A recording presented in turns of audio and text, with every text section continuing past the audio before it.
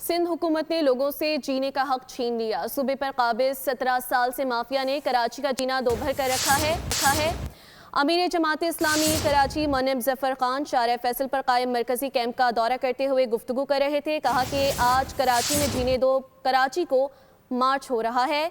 कल से पूरे शहर में कैंप लगाए गए, रैलियां निकाली गईं। 21 साल से K4 का मंसूबा मुकम्मल नहीं हुआ।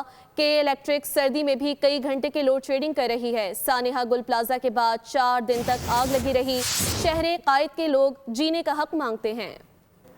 आपने तो लोगों से जीने का हक भी छीन लिया है।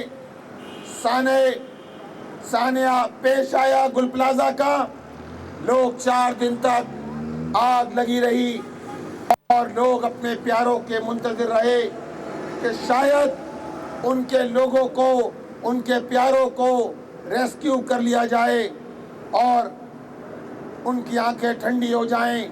लेकिन 4 दिन तक ये आग लगी रही, सारा कारोबार जलकर तबाह हो गया। लोगों के सामने लोग बेबसी की तस्वीर बने रहे। सब्सक्राइब करें और बेल दबाएं ताकि कोई खबर रह न जाए।